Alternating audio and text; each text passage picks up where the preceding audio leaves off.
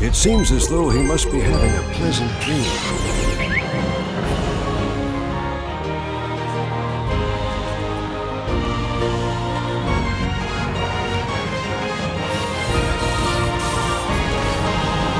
Eternal Sonata is part of the first wave of Japanese-style role-playing on the 360, and it probably has the most interesting premise of the lot. The game has a unique look, adds a bit of action to the genre, and features a storyline which takes place in the dream world of the composer Frédéric Chopin. The various characters include a cartoonish-looking alter ego of the composer himself, wielding a conductor's baton.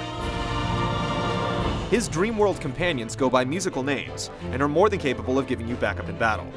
3 characters you'll encounter early on are Allegretto, a young lad with a trusty sword, Polka, a terminally ill girl with strong magical powers, and Beat, a tech-minded kid who's a good shot with a gun or a camera. Don't move! Together, the group will try to find a way to make a difference in a world on the verge of war. The battle system is a combination of strategically positioning your characters in a turn-based fray and directly controlling your character to run around and actively hit buttons to beat up on your enemies. Both styles have their charms, and combining them turns out to be a great idea.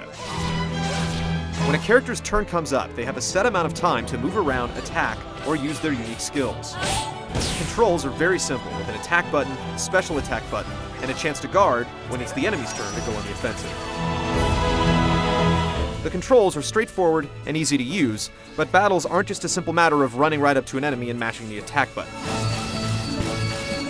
By landing repeated normal hits on enemies, power is stored up for the next time you use a special move. That doesn't mean you can't spam a special move repeatedly, though. The other big factor in battle is the light and shadow system.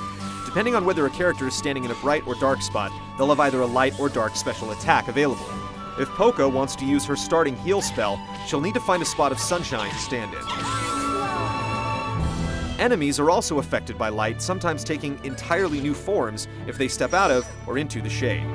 While it helps to take this into account, the system makes battles more interesting without really making them more complicated. Like a traditional RPG, your time is spent between exploring towns, running through enemy-inhabited forests and dungeons, and battling the occasional boss. The towns are picturesque, with easygoing citizens to talk to, and drawers and potted plants to pick through for items. One of the more exploration-related aspects of the game lets you find pieces of Chopin's music and meet up with people around the world who have their own pieces and want to play with you. Depending on how the pieces match up, you're given a rank based on how well the jam session goes. It's more like a scavenger hunt than an actual minigame. The music playing is automatic, but it's an example of the extras that fit in with the game's theme. Meanwhile, the hostile areas are filled with multiple paths and slightly hidden treasure chests. There are no random encounters, as you can see and then choose to attack or ignore enemies, and the bosses so far have definitely been taking their vitamins. Nothing can stop me! From all our impressions of the game, Eternal Sonata could be one of the sleeper hits of 2007. After trudging through the Japanese version, a lot of the story details are still up in the air, but with a solid 30 to 40 hour runtime planned, and what seems like a large cast of playable characters, we expect the gaps to be filled when it finally comes together for its US release this September. It's said that people can have the most peaceful dreams just before they pass on.